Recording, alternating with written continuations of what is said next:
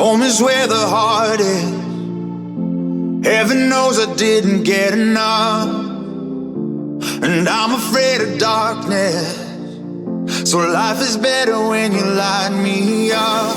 And I'm ashamed of all of my mistakes. For heaven's sakes, I've been swinging from the rafters, and I don't know if I got what it takes. For heaven's sakes, throw me out with all them bastards. Hello and welcome to Hartlandia, and this is the third and final portion of the interview that I had the opportunity to have with my dad, and he passed away shortly after this interview, so I'm very thankful that we had a chance to have this talk out on the deck. If you've not had a chance to have an in-depth discussion with a parent that's still around or a grandparent, I strongly encourage it. Just bust out the microphones and have that talk. So here, Dad is talking about being chased by the Vietnamese in a submarine, and how exciting that might have been. All right, thank you so much for listening. I love you guys, and be sure to love each other. So you were as quiet as you could be, and that's what you hid. And that gunboat went away. They couldn't find you. And we were rigged for depth charge. As you're in, it's called the Seventh Fleet in the Navy. When you get over there, if you're going to do anything, you rig things properly. Is a depth charge as deafening as they make it in the movies? Like it's a boom, like an explosion, or is it concussive where it's like it just collapses your submarine? It's concussive, but they have to be pretty close to the World War II type. To break your boat. They had to. What they did is they tried to get. Thank you. Mm-hmm. Super nummy. I'm dinner. And they tried to collapse you or break your boat. Mm-hmm. Blow parts of you apart so that you. Well, the submarine, World War II guys. I mean, I got to hand those guys the accolades. There's still a couple of them still alive. Yeah. They when a submarine went down, it was all hands. Yeah, nobody lived, right? You can't. For the most part. And it had the highest death rate of any service. You talk about I can't imagine going up against a U-boat or being in a submarine in World War II. Thank you. Right? I mean, the chance of dying is pretty high, right? Well, no, you weren't suicidal. No. So to me, it wasn't. When we're in this little project of getting away from this clown, we're going to get away. So do you think there's like a North Vietnamese 80-year-old that's telling the same story? Like, we almost got these guys. Yeah, there is. Yeah. There is. I'll tell you about, there's one other little fisherman. I hope he's still alive. But there's also another thing on a submarine, World War II, diesel electric stuff. It's called a snorkel. Germans developed a snorkel. That's when you stick another tube up, and when you're at 60 feet, so that you could put a tube up that's 24 inches in diameter. And the propulsion on the guppy boats was that were actually the trains that you see running around, the diesel engines. Those were developed by GE way back, and they found out that these engines were perfect for the newer submarines when the Second World War started. Wow. They were perfect so they had 4 of them, 4 train engine diesels on the Rock, and on most of the guppy boats and fleet boats. So those 4 engines drove you on the surface, and then they had batteries that if you dove, you switched off the engines. They used a lot of air, but your exhaust was over on the surface. So then when you dove, the Germans developed snorkels. So put the snorkel up, and you could run actually 2 of these engines. Whoa. Underwater. I think I kind of get that. I'm not too bright. But underwater, you're battery powered. Right. On the surface, you're engine powered. Right. And you have 4 engines, and they use oxygen, and they need exhaust, or else they'll choke. Right. the Germans figured out, well, if we suck some air down, Right. we can keep 2 of those engines running underwater. Okay, I'm with you. Well, and there's problems with it because if you have waves, which usually are in the ocean, and waves come over the top of this tube, it's 24 inches, it sucks a lot of water down. You don't want to do that. Yeah. So it's got this great big stopper, and it's electronically operated. And so when this wave starts to come up towards the top of the tube, it shorts this thing out and it goes boom and puts the stopper in the tube. But then your engines can't breathe, right, for a second? Well, they do. The problem is it makes you a little uncomfortable because what they're doing is they're sucking a vacuum in the boat. Yeah. So A pressure change, right? And we had altimeters. Talk about your ears popping if you go over Highway 17. Mm-hmm. You know, your altimeter would go, yeah, and so it's sucking air out of the boat and charging it over the side. The engines are still running, you're underwater. And then their source is closed, so it's sucking. You know, you've collapsed a beer can with a... I have. Yeah. And so and then boom, it opens Goes up back again, up. and you go back down in altitude, and the altimeter goes, and then boom, it closes again. Oh, my God. And so you're living through that. It's kind of not pleasant. So the Germans developed it, but then the Americans used it? Is that We right? developed our Yeah, we're like, okay, copied we'll make it. something like that. Yeah, we thought that was a pretty good idea, and so we did it. So we had a snorkel, and so this you said if you wondered if the gunboat guy remembered and chased supposedly Yank submarine and down. You know, we were just off the coast, the big island of Hainan. You know, we were up along the Chinese North Vietnamese coast, right in 100 feet of water. You know, you can tell where we were. Yeah. And so the gunboat guy. But when we were I brought up snorkels is because we were doing some normal cruising, and we would snorkel at night and charge the batteries when we were on this mission. And this I can imagine, you know, and when you're at sea, and there's as you make a bow wave in your ship that you're on is at sea, you have a bow wave. There's phosphorus in the water, and it makes sparkly incandescent lights in the bow wave. You've got all this incandescence, and so we ran upon a little fisherman. Oh. We were snorkeling. Now you imagine this 24-inch snorkel tube sucking enough air to run 2 diesel engines. Like, oh, wait, so a little Chinese fisherman? We're in close. We're in 100 feet of water? No, we were in deeper water than that. But you We had your don't snorkel dive. up. Well, we were in deeper water, but And these a literal fish- fisherman guy, like a looked regular at- Joe, just trying to do his job. mind his own business, A 24-inch pipe came by. above the water, and all he can hear is a loud humming sound, and this phosphorus going straight for him. I would poop myself. The captain was cracking up because it was when he finally saw him, because he had the scope up as we were snorkeling. He was trying to look around to see if you see anybody on occasion with a scope too. You do visuals. He's looking around. He sees this little fisherman, and we're snorkeling at the time, and we're going straight for him. Oh. And the captain says, "Down scope, down snorkel." Yeah. Control room goes down He's snorkel. going to have a heart attack. So this poor fisherman, he sees this tube with a big mouth, this bow wave, Sucking. sucking and coming iridescent right light. for him, and goes under him. I would poop myself. He might have died then. That ship may have drifted ashore. But the captain, of course, we felt sorry for the poor bastard. But you'd laugh because you'd We- like, it was funny. If it was me. It was funny, and so you know some of pull this. out a cell phone to warn anybody. Right? That's incredible. That's incredible. And I'm glad your captain said, listen, give this guy a break, all right? Like, let's not. Oh yeah, I did. Oh yeah, we didn't He's want to hurt just him. fishing. He's just Yeah. he's doing his job. Yeah, poor guy's trying to go guy. home to mama with. a couple- And that guy's couple of- probably 100 now, if he lived. Yeah, he might have died. You might have died for that. Yeah, I haven't told that story too much, so that's probably a new one on you. Wow. Yeah, that's incredible. So and we're at battle stations, of course, all during this Right. rigmarole.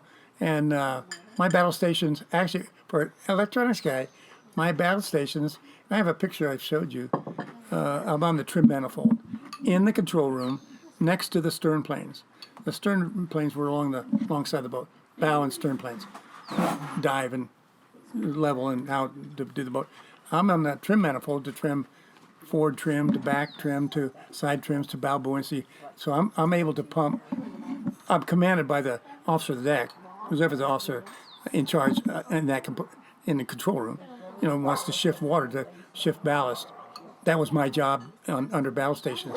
Why, I have no idea. I mean, I'm a technician. You're like, I just want to make sure the electronics are working. We were belittledly called ping pussies. And we were electronics guys. We didn't do valves and the But you motors. were controlling the ship then. Well, under officers' orders, I was.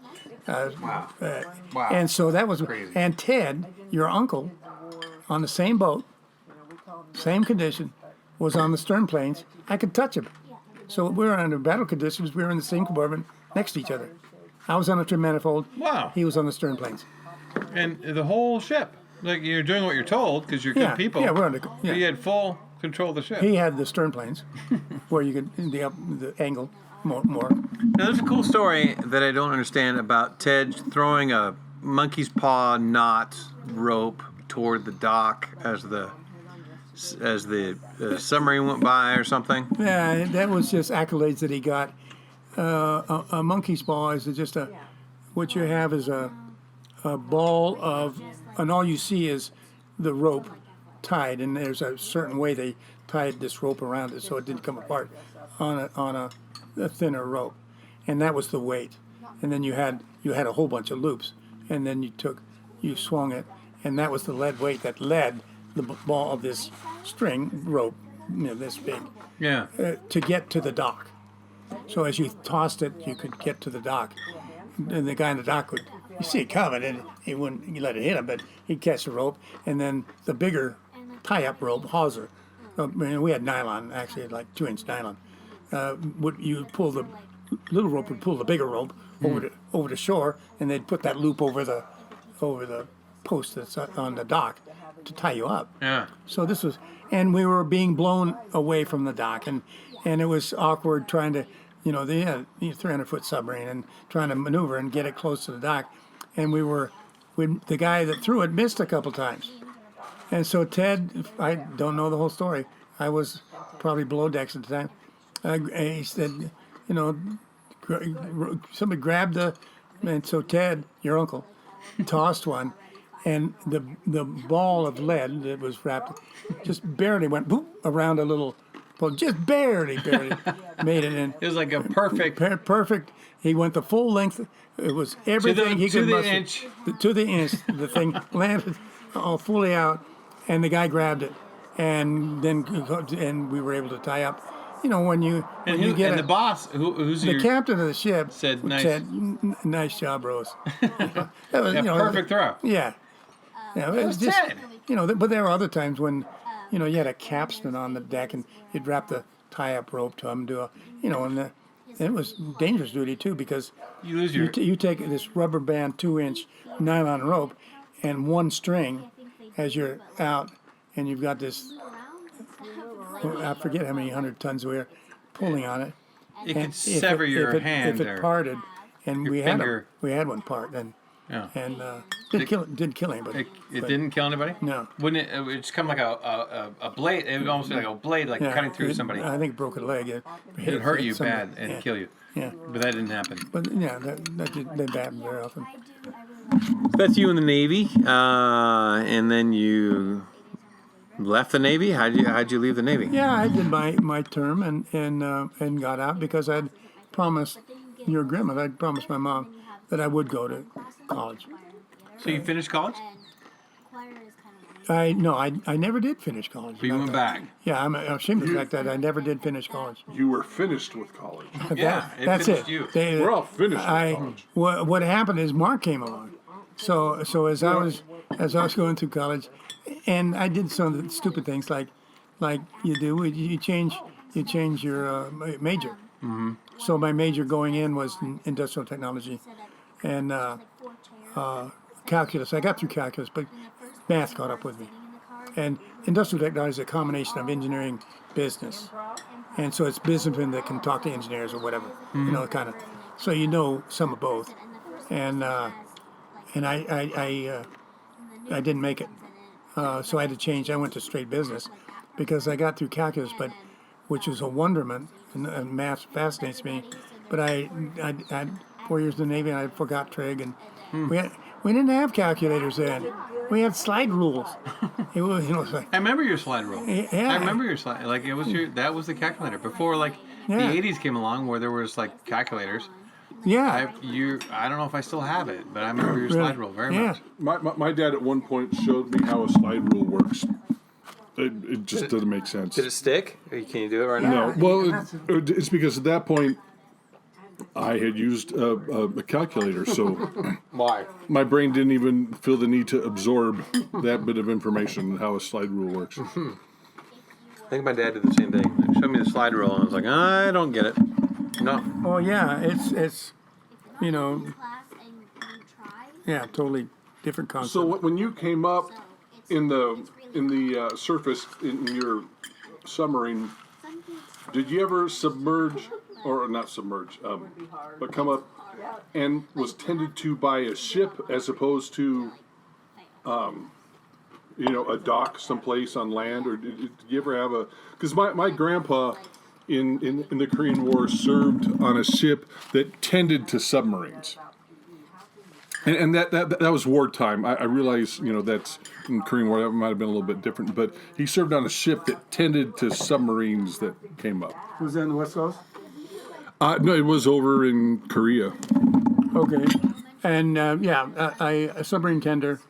I was based in San Diego, and the Nereus. You can spell it phonetically. It looks like Nereus, and the USS Sperry were two submarine tenders. So the submarine nest, you'd tie up to your tender, and then the next submarine out, and there'd be as many as 15 submarines tied alongside each other onto their tender ship. That was the way it worked when I was in the Navy too. So you did that? You went to a tender ship to get you more fuel or whatever you needed? That's where you're docked. Yeah. And then you went from all these little gangplanks going across these submarines up into the Nereus, is what our tender was, the Nereus. And then you go to the other side of the ship and down, salute yourself off to go on Liberty. And then the little Liberty boats would take you to shore. It would be at the base of Broadway in San Diego at the time. And now Broadway's built up, and San Diego's a lot fancier than it was then. But Did you ever cause a ruckus when you got on land and never. you were a good boy? Always. Okay, so was the Rock the only submarine you were ever on? You caught me with my mouth full. We're eating dinner, folks. We got some salad and We have Chinese chicken salad. You would never eaten Chinese chicken salad when you were. yeah. Were you like no Chinese chicken salad? Only American chicken salad.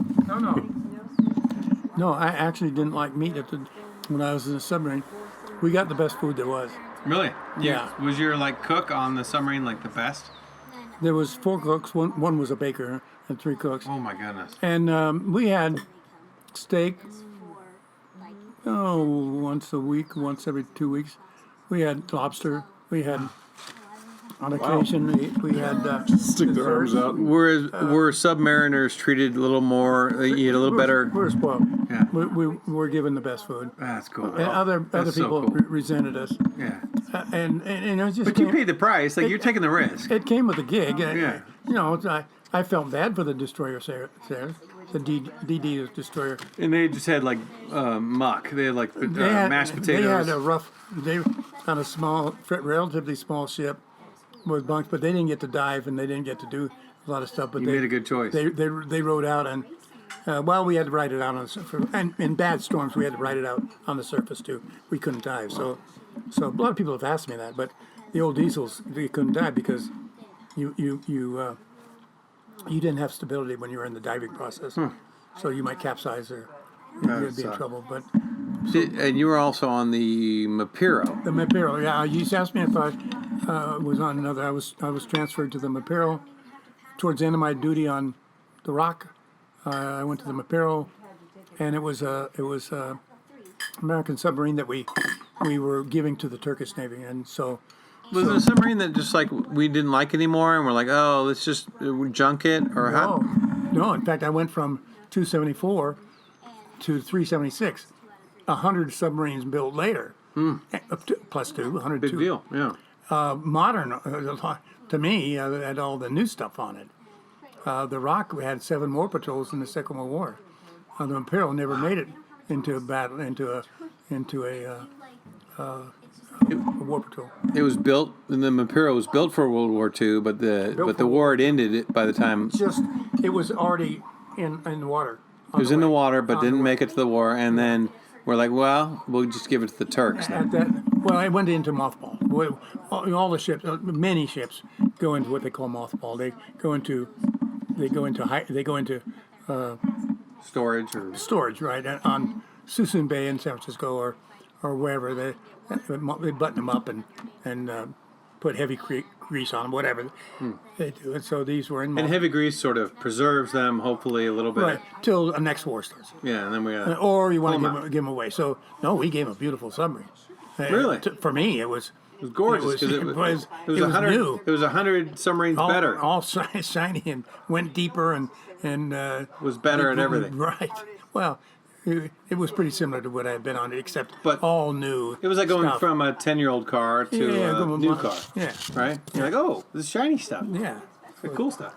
And so you, and I don't know if you can talk about this or not, but you helped you got it out of mothball and you got it running again, and you were like a skeleton crew, right? Right. And then hello Turkish people. What do they speak? They speak English?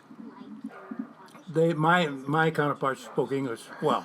And you had to teach them your job, right? Well, I didn't have to teach them. They already knew. They were smart. They already were electronics technicians, and they knew what they were doing. Did anybody make a mistake on the Mapiro that they had to pay the ultimate price for or anything like that? There was rumors that the Turkish Navy, once we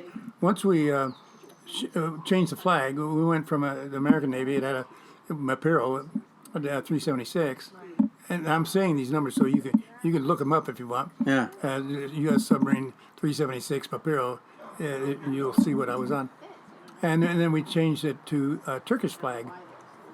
Was that a ceremony where you take one flag down? Yeah, you put the one admiral. Wow. The admiral of both navies? The or- Navy, our Navy admiral was there. Big deal. Yeah, and so we raised the Turkish flag, and so around 15 guys, 14 guys, maybe 12 guys.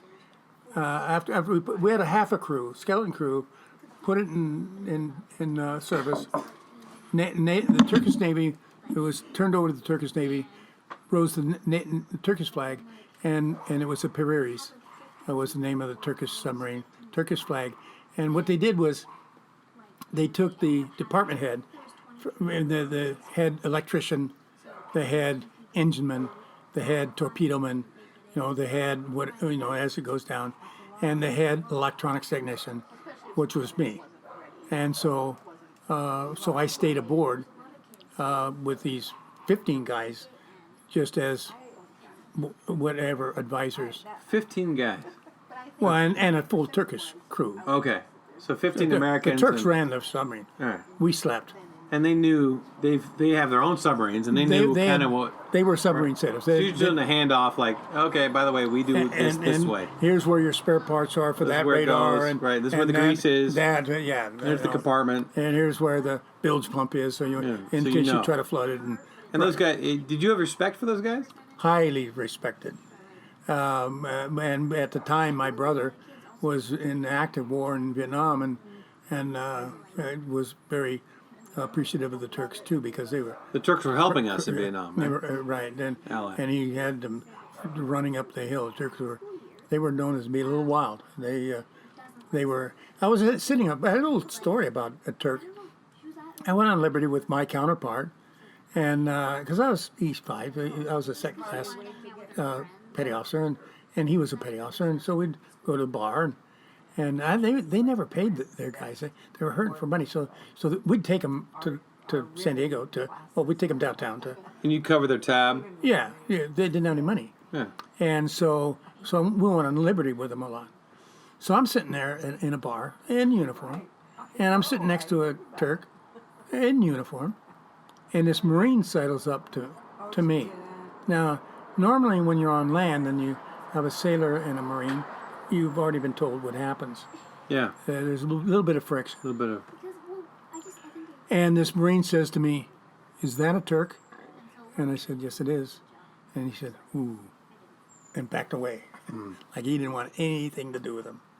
Was he nervous about him? Nervous about it. Wow. Because he'd heard stories about Turks sort of what like the Turks do. they go in. They're not. They go wild. Yeah. And they had that reputation anyway. And they were good to us. We had a great experience with them. They did a little. When we pulled the vents, it's the plugs on top of the tanks that you dive. You flood the ballast tanks. You have a valve on top. You pull the plugs. Well, these Turks, they wanted a gun. They wanted a gun mount, and we had taken all the guns. They had 3-inch and 4-inch and 5-inch guns on submarines. Yeah. Usually, one big gun and some machine gun. All World War II submarines, but too many submarine skippers went to surface and did battle with bigger Japanese enemy, They and picked a big fight and they lost. lost. And so So they that, take the they guns didn't away. want. So they took the guns away. Well, the Turks wanted a gun, and so so when we go out, we had a 5-inch, and that's for That's a big submarine. gun. That's a big gun, and it's on the stern of this, and so my battle station was in the conning tower because the radar that's on this one, we didn't have all the stuff that the Rock had on it. It would just have this radar is in the conning tower, little scope, but it had the scope that's on the periscope has a radar in it, so you can do radar with the periscope. Wow. We had radar antennas too, but the bigger scope had radar in it, and there's an attack scope, and it gets real small too. And so, but my battle station was in the conning tower, so I'm in this compartment. They're not very big, but right outside the wall here, it's this 5-inch gun. When they would shoot it, it made me sick to my stomach. This rumble in your throat. When they fire that thing, it was so gut quenching for me. Yeah. It made me sick. When they'd fire that thing, it was that loud. It would rumble your whole Right. body. Anyway, so the reason I brought up the 5-inch gun, these clowns, they'd be going along, and so what happened is if you were going to dive, you had to put the cork in the gun. You had to. So no salt water went down inside Right, the chamber. and you had to secure the ammunition hatch. You had things to do to button up, and then you had to go run over to the little door that was open to the conning tower, because that was the last hatch to go underwater. All the 4 deck hatches were all shut. You didn't egress through them. At sea, you just have the conning tower hatch Yeah. to the deck. And so these gun crew, 2 or 3 guys, 4, had to run to the side, climb up into the conning tower, or into the deck, and down the conning tower hatch. Well, the Turks would pull the plugs when we were going. They'd pull the plugs and then say, dive, dive. We were already diving. So these guys had to really go quickly. Or they would die, right? Yeah, and so they You had like 12 seconds to. it sped them up. Oh yeah. Really quick. They did stuff like that. So Turks are kind of nuts. They're not nuts. But that was very like aggressive. They were like, no, you got to do it. yeah, You got to do yeah. it. And there's stories that probably aren't true about them. But there was one guy I guess was missing. But He was missing. yeah, in the Turkish Navy, the seamen are the lowly ones, and then the petty officers, then the officers. In the U.S. Navy, the seamen graduate to petty officers, but they're all kind of in that group. But the seamen that weren't petty officers yet in the Turkish Navy were the slaves. Yeah. Anyway, the one guy was in the after battery hatch, after battery bathrooms. It was a pair of bathrooms, side by side, and it had a holding tank where other toilets discharged directly over. You had to know what you're doing, because if you wanted to discharge it, you went to outside sea. You had to know all the valves, Yeah. or you're going to flood the submarine.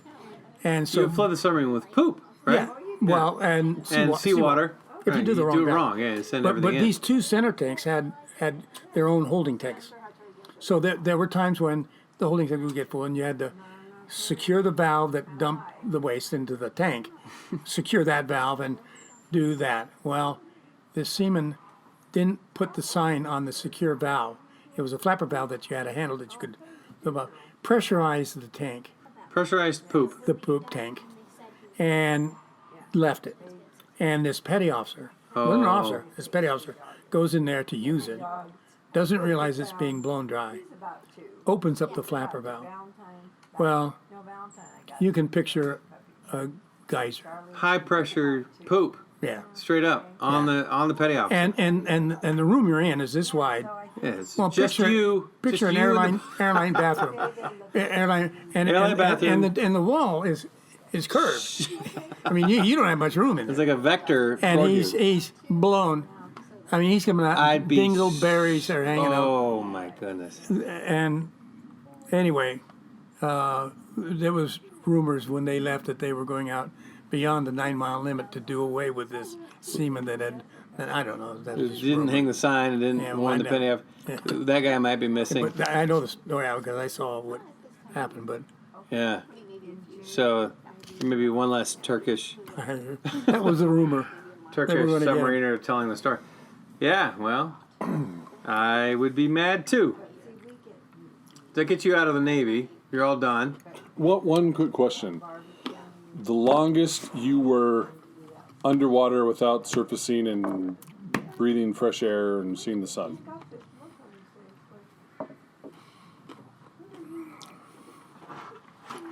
The longest was about 2 weeks Okay. because I've heard there's guys that go longer now. I mean, We were it depends actually- on the. But still, that's when we were on doing this research, we were submerged for a month. We had to surface one time, and we were only surfaced for a short period of time for a medical problem. We had to come into our side and transfer a medical problem. So we were down for a month, except for this one little blip. So a month. that's amazing. That's Where you snorkeled in the nighttime and charged batteries and maneuvered, and you rigged for silent during the day. I don't think most people can grasp that. That's No, but the ones that can, it's easy. So it's not the ordeal that there's a certain amount of excitement, a certain amount of danger, a certain amount of it's exciting, but it's not bad. It's good stuff. The food is good, and you're with a bunch of guys that are selected that have a tendency not to get into a fist fight. well, you're going to have to. I mean, that's They do. Once in a while it still happens, but they pretty much get screened out. So were you always with your brother when you were on the submarine? We went aboard the Rock together, and then when I went to the Imperial, he went to another submarine. They were giving to Argentina, so we went to different submarines. So for a year and a half, we were on the same boat. And there's stories about that too, because as soon as I'm a stunt-nosed seaman, full had 3 white stripes. Didn't have a V crow for petty officer. It has 1 red chevron and then 2 and then 3. I had 3 white stripes, and then the little insignia is an electron. I was an electronics technician seaman. Go aboard my first ship. Go aboard. Immediately asked, requested audience with the executive officer who's in charge of people coming aboard to get off the submarine. I didn't want to be on with my brother. And a lot of people ask us about the Sullivan brothers because towards the end of World War II, this transport ship was sunk, and the 5 Sullivan brothers were aboard, and they all died. And so the Sullivan brothers, there was a rule set that you couldn't have all the male from one family aboard a ship. And my other brother was in in the service too. So he was in the Army. So they allowed two of the same family aboard the same boat. Normally, that wasn't too common.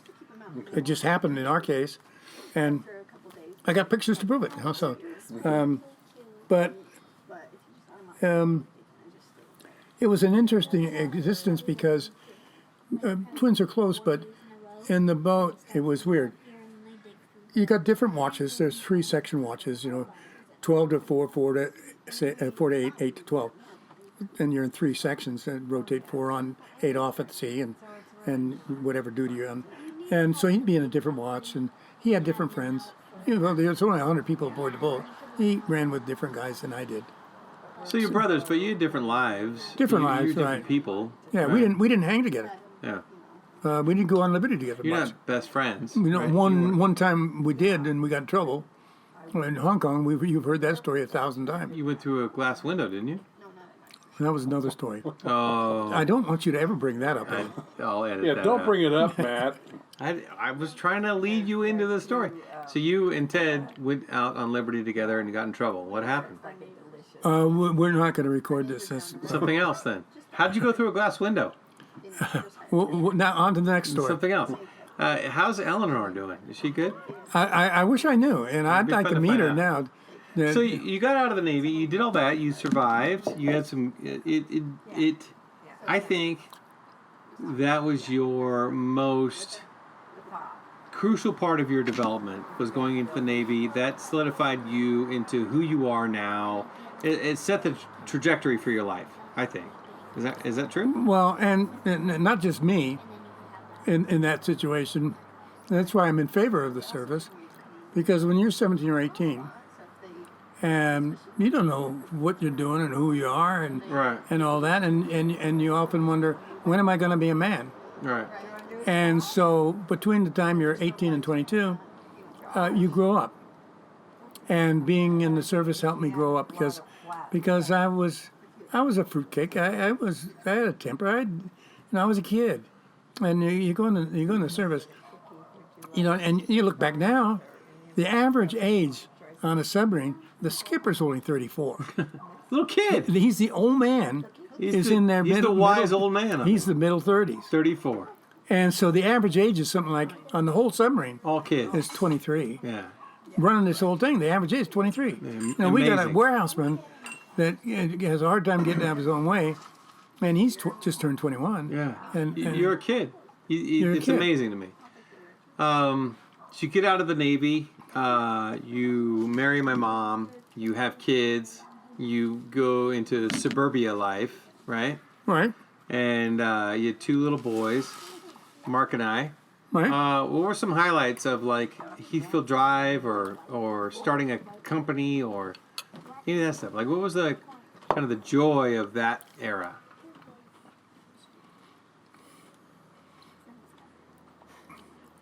Hard. It's a combination of struggle and figuring out new stuff. Because if you remember when you were first married, you got to figure out everything. Who wears the pants? Who takes care of the budget? Who fixes the faucet? What you're going to eat, dining, cooking. you just- How all that works, right? to- Who's to- going to do the laundry? How are you going to pay the Yeah. bills? All that stuff. Right, right. It's a negotiation. And then you have arguments, and we figure it out. Yeah. And the good ones make it, and the ones that made a mistake don't make it. Yeah. And those were all formative years that weren't all that bad. They weren't all that bad, and I, in the beginning, I had my little rental company that my dad had bought for me. He had a barricade rental company, and he bought barricade warning light company, Balco. So what was that? Like, I remember like playing with barricades as a kid. Right. And I loved them. I loved barricades. Right. I still love barricades, but I don't fully understand why. I made a full impression. on you. Emotional ones now. I have You put them up emotional love for. to I'll steal a barricade every chance I get. So you got a barricade company. You'd make barricades. The little barricades I played with, those were toys, right? You Right. like made little tiny ones. Actually, too. your grandfather made those. Yeah. And I really like, of my childhood toys, a half-size barricade is one of my favorite things growing up, which is a silly toy to have as a kid, but I loved it. I loved being able to set up a real barricade. So you had a barricade company, right? You'd make barricades out of wood or steel, plastic, Steel legs, with plywood panels. and paint them yellow and black. Lamb yellow, silk screen them. Stripes on 'em. Silk screen stripes there, and names on the bottom. And Would they have a light on them, like a blinky light? right, And they'd go out into like California roads, or where would they go? Contractors would rent them. 25 cents a day. That's cheap. Cheap, 25 cents a day. And if you had about 500 to 1,000 of them, or if you made $250 a day, then you were rich. Wow. So if you had Different world. 500 of them out, 400 of them would make $100 a day. Man, That was a lot of money. everything's changed. Like you could make barricades all day Yeah. now in plastic, and nobody'd care. Right. It was before these blinking lights. They progressed through things. They used what they call bombs. They're black metal canisters full of kerosene with a wick That's what was on a barricade in the 70s. on a barricade or alongside the road. I remember There was a bomb on a barricade, it looked like it looked like cocktail. it wasn't a bomb. but it It was a Functioned. canister that held kerosene and that a had wick and fire. about that big around. And when they made Highway 17, all around Campbell, where Highway 17, when that went from 2 lanes to 3, I got the job bid to the contractor who was widening it. And so every night,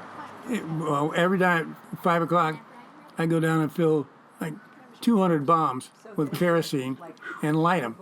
How old was I when you were doing that, do you think? Probably not even born yet. You were a young man filling kerosene lanterns on Highway 17. And how far away were cars passing? Well, fairly close. Like 3-4 feet away, right? Yeah, yeah, They're traveling. yeah. And you're out there like, Yeah, you're out there these bombs Can you were. imagine the background checks you'd have to go through now? oh my the- word. I'm these going to were- cover these- Highway 17 with kerosene Terry. wicks. These were Terry. being phased out to where these Even then, blinking where lights. the blinking, like they were going away. a lantern was coming in. Right. That's right. And that was probably like World War II technology that was coming in. Like we developed lanterns that don't blow up. You know what I mean? Like I think that some of our wartime technology comes into civilian use pretty rapidly. And they were a mechanical blinker in the beginning, Yeah.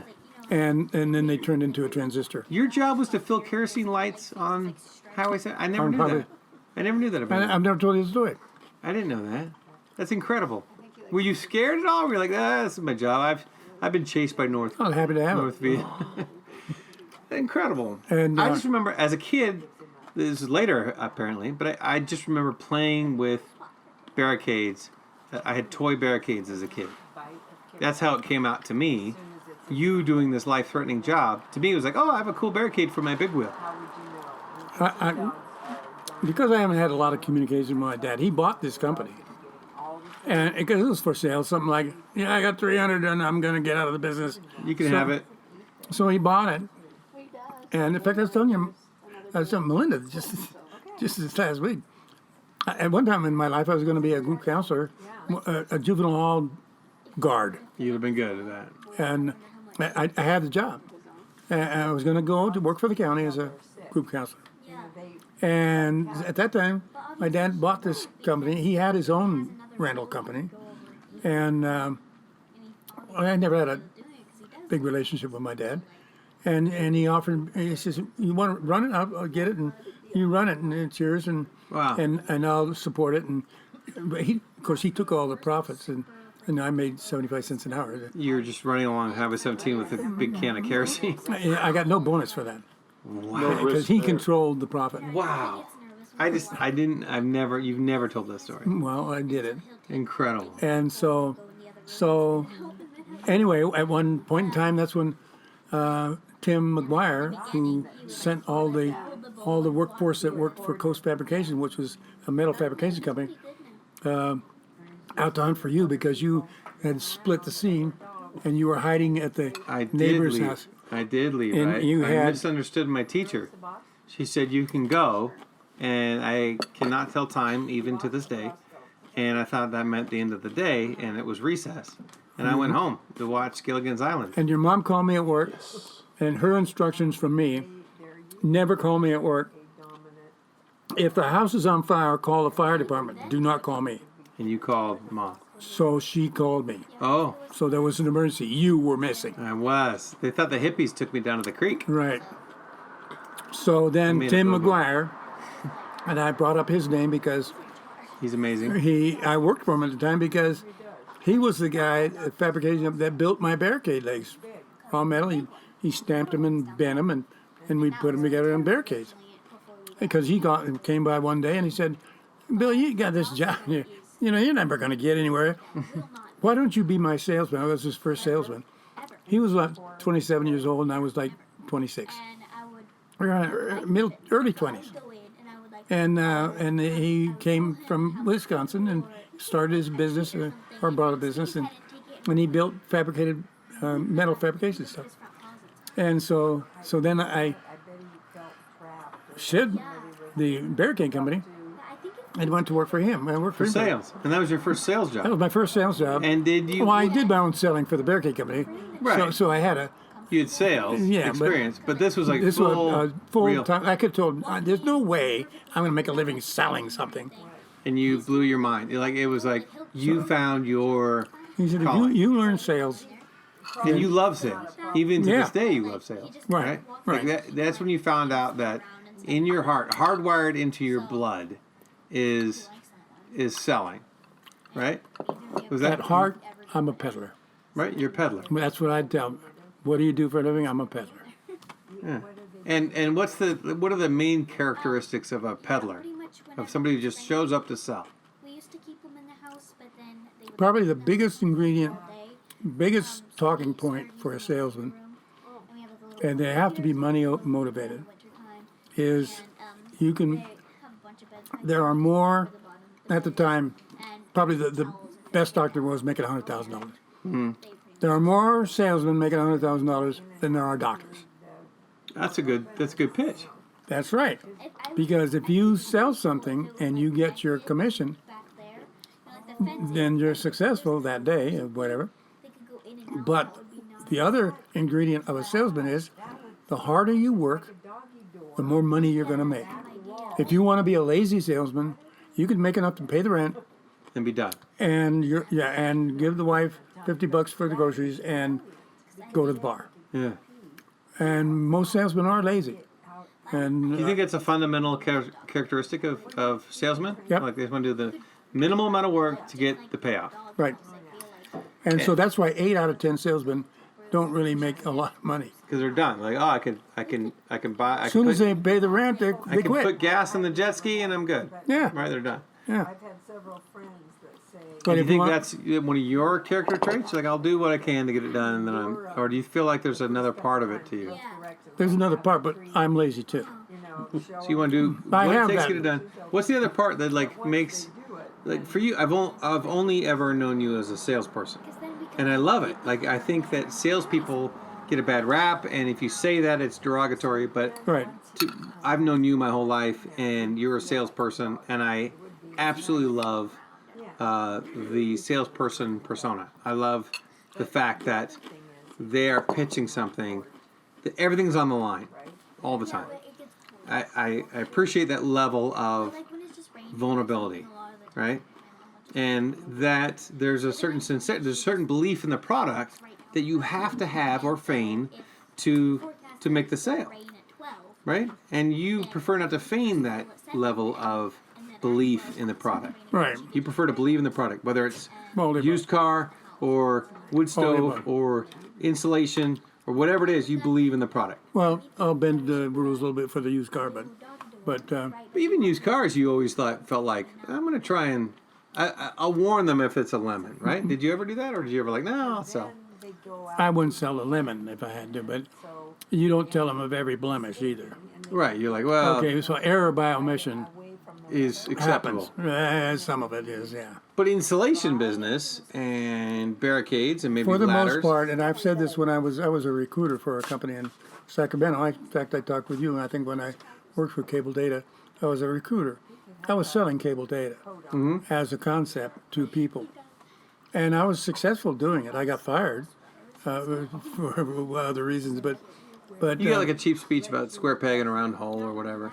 But you were able to like pitch the idea of cable data of cable data and what they to did. a newbie.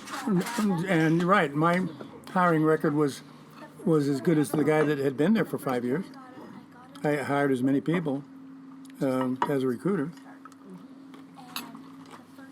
I'd do things like, one of the things they needed was a designer, interior designer, for all the buildings and all the color schemes, but the lobbies and the things that they needed this designer, so they needed a designer. I'm like, okay, well, I'm going to find a designer. I'm going to find a designer at Bruner's furniture store. Remember Brunner's. Big furniture business. Yeah. So I called Bruner's. How can I speak to the head designer? I forget how I said it, but Something like that. somebody in charge of the design department to help me out with. I need some help. Blah blah blah. I need a designer to help and ask some questions. So I get the head designer, a gal, and so I know I'm going to pitch this job. My fishing expedition is to hook her. Yeah.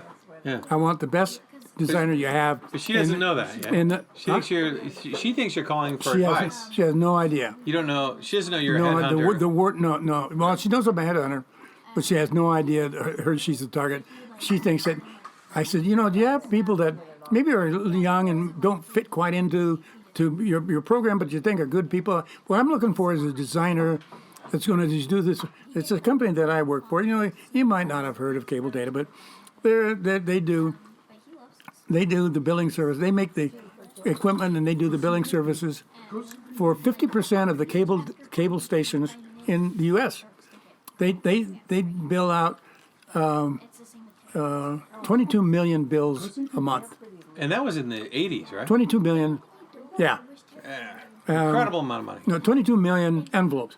11 million bills they send out a month, but there's a return envelope in the bill too. With PG&E, you have a Twice return. the amount of yeah. They had their own. They had their own envelope company. They made more envelopes. Than the post office or whatever. So I'm telling her this wonderful position I have opening. That's exciting for maybe some of you have in mind that would work out. But guess who was the first person that shows up for the job? Her. She's like, this is incredible. She I'll took do it. She took the bait. Good job. Okay, without getting a commission, because when you hire people as a recruiter, that's what you get paid for. The satisfaction of making the sale is like a fisherman catching a fish, even if he wants to catch and release. It's catching the fish, and that's what is the thrill for me. And you still have that, I even still now, have right? it. You're like, catch To the this- fish, whatever it is, To this day, it's like a high, right? It's like almost like it is a high. Yeah, that's cool. I get a genuine rush on a sales presentation. Did she get the job? Do you remember? She didn't. Oh, too bad. Good catch, though. It was some of the stuff, and I've told you stories about as a car salesman. And I said, tell people don't be like don't put me down for being a car salesman. I sold cars. I sold used cars. I sold Subarus. I sold and one of the I was telling one of our salespeople that's really weak on presentation. I was telling Scott, he works for me now. You got to do some things. But anyway, I was at Jack Amick's Chevrolet, Oldsmobile, Buick, Pontiac. Jack Amick, I remember. Jack Amick, and that's when I had the Subaru trucks, GMC trucks, Oldsmobiles, Buicks. Subaru Brat. And that was my demo car. Anyway, so I'm out on the used car lot at Jack Amick's, and I got this old guy. Have I told you the story, lady? I think so. Yeah, A just long time ago you told me. Yeah, this old guy comes up with his wife, and he's retirement age, and he's got the midlife crisis. He's buying a car. He's got this little cheeky yellow convertible. I forget what it was, but this car he had no business driving. No. Not his but Not he's, his thing he's at going all. through the midlife crisis. We've all been there. So he's all excited about it. So that was like a Wednesday, whatever. Saturday rolls around, and I got the early shift. So you got 9 o'clock. You unlock all the cars on the lot and all that, Do you put the balloons on and everything? and the as well? balloons. It's really demeaning too. Do you feel like humiliated a little bit? Like, Absolutely, crummy. right. So I says to the sales manager, Freddie, I'm going to take that little yellow convertible up to Grass Valley. This was at Lake of the Pines. I'm going to take it up to Grass Valley. I got a guy that's interested. And it was this little van. So because I'm going to get out of Dodge because it's going to be a slow Saturday morning. Right, so you're like, I this will be fun. I'll drive a a little convertible up to Grass Valley, park in his driveway because I had his address. Park in his driveway, go knock on his door, and Mrs. answers the door. And I said, "Hi, remember I'm Bill, blah, blah, blah, Jack, you saw the car? I just wanted to see what it looked like in your driveway." Nice. She went, "Come on in." Oh, And really, nice. it was stuff like that.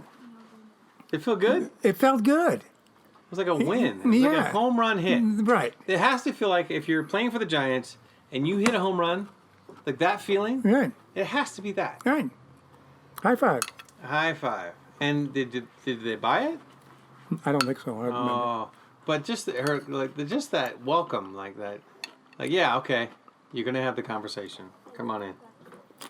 So you sold cars for a while, and then how'd you meet Mimi? How'd you meet my stepmom?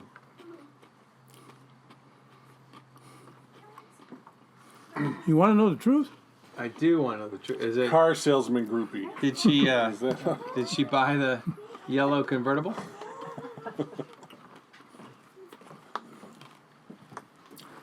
No. We darn near didn't meet. Terry? How'd you not meet? Oh, okay. How'd you almost not meet? I got a mouthful of food.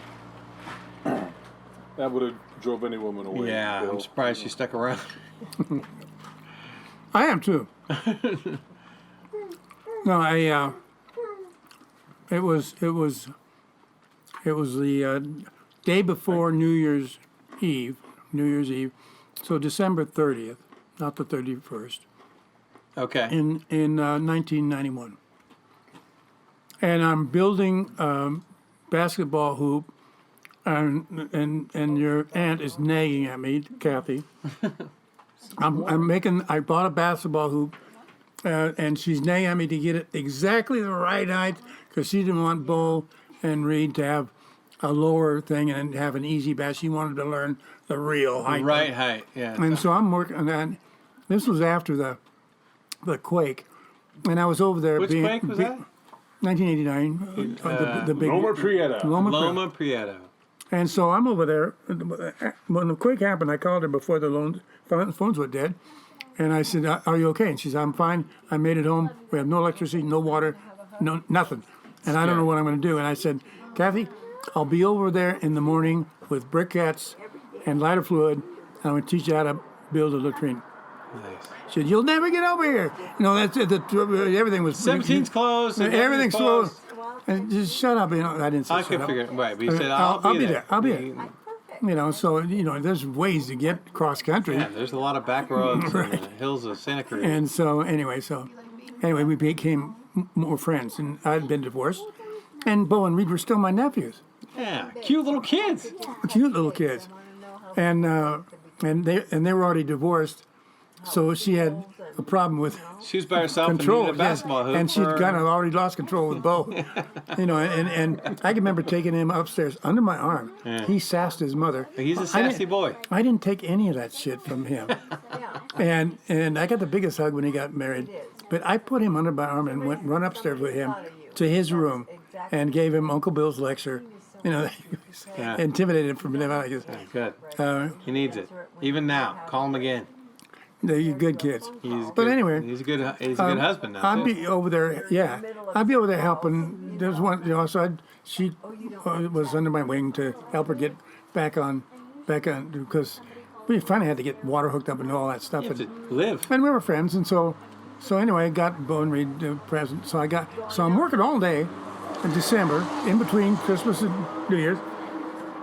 And Kathy comes out the door, and I'm sweating. I'm ready to go. I lived at Ted Norman's at the time. After the divorce, I moved in with my brother, sponging off of him.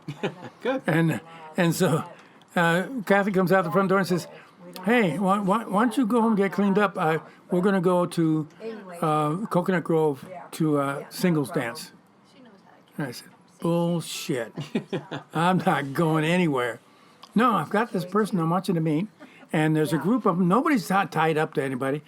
And it was a whole bunch of singles, and then it's where Melinda remembers where this Santa Cruz famous band played big band tunes Oh, cool. on New Year's Eve at the Coconut Grove. And that's the boardwalk, right? Is that At the boardwalk, yeah, right, yeah. right. And so she said, and I said, "No way, I'm not going. We got in a fight. I'm going home. I'm going to have a drink and go to bed. I got listening to you harassing me how to put the basketball hoop. I'm Yeah, tired." the right height. It's Anyway. National League level height. Kathy done. won the battle, She did. and I said, What a shock. Melinda was in her wedding, and they were good friends. Yeah. And she wanted to fix me up with Melinda. But there was a group of gals there, like 3 guys in our group and 15 gals. Wow. And there was 1,000 people up there, though. I mean, a huge get together. Yeah. It was huge.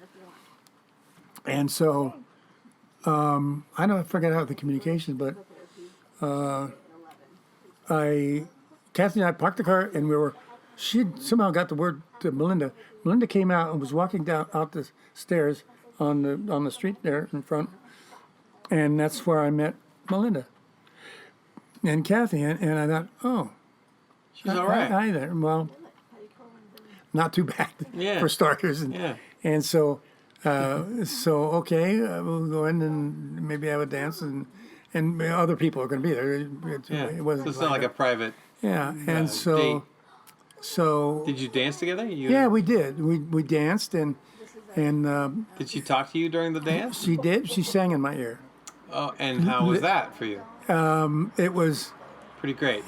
pretty great. Yeah. That's a good way to put it. Did you go all melty in your knees? No, because I'd had a couple of drinks by then. I was pretty, okay, you're already pretty, melty. already pretty brave, Like, Yeah, you're all. and so, what was the gal? Used to. Eleanor? She wouldn't tell me no. Was it? But anyway, but she reminds me of this. No, not anymore to this day. But I didn't dance with her at midnight. We didn't kiss. Oh, you blew it. I was dancing with somebody else. Dumb girl. I didn't kiss her either. But anyway, anyway, there was a spark. That's good. Yeah, and How long so has it been now? It's been 26 years. 26 years. Yeah, Can you ever imagine that? no, 26 years. 27. In 1991, it would normally be 1992, and now it's 18, so 26 years, 27 years. 20. And it flew like, I think, personally, it flew so fast. It did, and so, but I'm a slow mover. Love you, Fiona. As I'm. So we dated for 5 years. Well, we dated in the beginning. I called her up for a date, and then I broke the date. You did. I did. And she forgave you for that? Not to this day. So anyway, You broke a date with her? Your first date? Your first like, first long- date, and I had a cold, and I got. You got a cold? I had a cold. And You're a so guy who fought the North Vietnamese, and you. I had a cold. I but a couldn't. cold I took you couldn't. out of the run. I didn't want to give her a cold, and so then I didn't call her for 2 or 3 weeks, and because I was afraid. I'm afraid. I didn't want another relationship, and it looked like, wait a minute. Yeah. And so anyway, So what was your second date then? What'd you I do? called her, and we went. She had a cute story about this, but I invited her to a brunch at the Visono Shopping Center. Visono Lake Shopping Center is up on Winchester. Yeah. Had a French restaurant in there. They still are active, I think. A little French restaurant, been there for years and years. Anyway, I invited her for brunch at this nice little restaurant. Just the two of you? Yeah. She's nice. shaking her head no, Bill. You should know that. She's behind you saying this. And none so, of this is true. and then And then I invited. I said, I know you're a teacher, and and you've been to the aquarium many times, but I like the water's edge, whatever. And would you like to go to Monterey and to the aquarium? Monterey Aquarium. Third Yeah. day? First date. First Date. that was your first date. So- the first date was a combination brunch and Brunch then go down to Monterey and Monterey. That's and a go good to the date. aquarium. That's a great That, date. that sounds like pretty Yeah. sensible. And she was... And she was on the way, we stopped at Moss Landing. oh, Stopped at the- Chapino. No, I didn't know about the Ernie's or whatever it was. Yeah. oh, man. This is amazing. Well, I did, but we didn't stop there to eat. We were but we went to the water's edge and out on the little rocks, the harbors there, Yeah. and there's some cement blocks and all that. And we did that, and we held hands. Ooh. You did? First day, Oh, held hands, and totes adorbs. and Totes. so well, so then we That's so cute. then we went to the aquarium and went home, and Was she interested in the aquarium? Did she like the aquarium, or she's like, yeah, I've been here 1,000 she times? pretended to like it. Well, that's good. That's all I ask. Yeah. all I So we had a fun date. That's a good date. Yeah, it was great. So And then it's been amazing since then. right, and she, I'm an asshole. She I'm said, an asshole, too. You are how? She asked me one time. You that was pretty brave of you to ask me out for an all day thing. For a date, for a first date. And what'd you say to that? I took you to a nice breakfast, and if we didn't hit it off, I'd take you home, dump you. Yeah, you were done. They're done. But there was more There date to go There if was, you were... there was 2 dates in if there, you behaved back well. to back. Yeah. But if you were a good girl. Yeah, you had no idea it wasn't... it was... So, but we had a great day. Yeah. And so then it took a while to date and all the steps that You took time to because you'd been get to burned a know little somebody. bit. Yeah. Yeah. And she had too. She'd been burned too. Right. She was like kind of danced around a little bit. Like, Our both first choice are wasn't you a as good as jerk? And, yeah. And so eventually, the sweetest thing that ever happened to me Yeah. was we were about 5 years later. We were coming home from a date, and I guess I was leaving her off. Can't remember. At her house, and she gives me a little package, and Like a little wrapped gift a thing? little gift on New Year's Eve, again, anniversary, I think. And I said, "Oh, well, baloney. What is this We stuff? don't. Yeah, this stuff. We don't give gifts on New Year's nonsense. Eve." She said, "Open it." Oh, okay. And it was the key to her house. Oh my She goodness. invited me. Yeah. And Oh, my sweetest thing goodness. that ever happened. Best thing ever. She trusted you, and she says, "I love you." Took her 5 years to build Well, that. it took me longer than that to love Molly. So, yeah, that's amazing. It is amazing. What a sweet thing. And it's been a great relationship ever since. Yeah, I've been told by my twin brother I don't deserve her. He's been battering me with that for 20 We years. all agree on that. I know. You guys, jeez. You're woefully I know, I unqualified. don't. But I love her and she You loves married me. up, which is what I did. I took your advice. I'm like, I'm going to marry way up. And we suckered them in. And they love us. As deeply damaged as we are. Tricked her. Trick them. You got to trick them. And if I learned anything from you, is you need to trick a How to wife. trick a woman. Yeah, and make them love you. That's cool.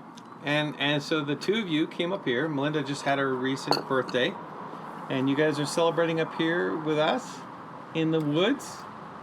And the hardest thing we dealt with today was trying to get to church with a dumb old downtown cowboy hat sale or something. Yeah, that's what it.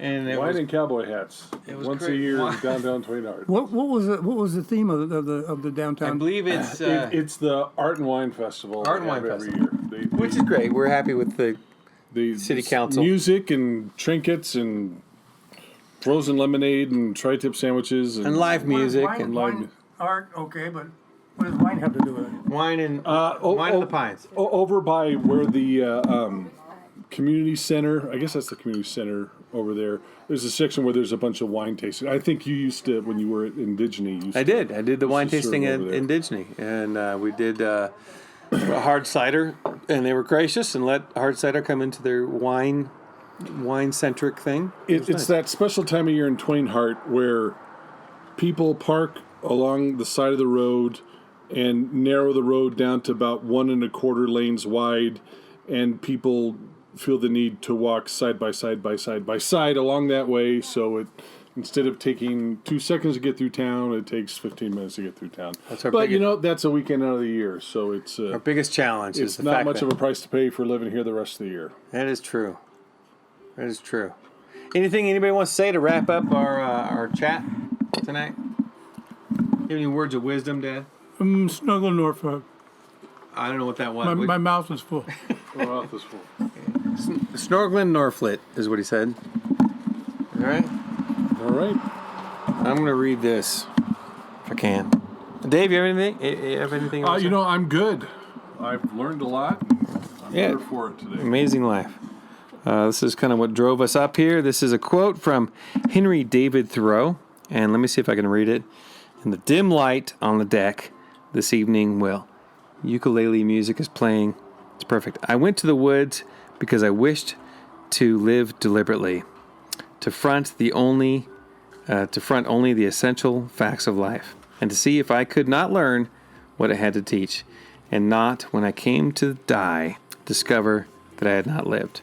And that wraps up the third and final interview with my dad, and really meant a lot to me, and I miss him, and I hope you're proud of me, Pops, and I can't wait to see you again in heaven. All right, folks, I love you all. Be good to each other, and have a great day. We'll see you next week.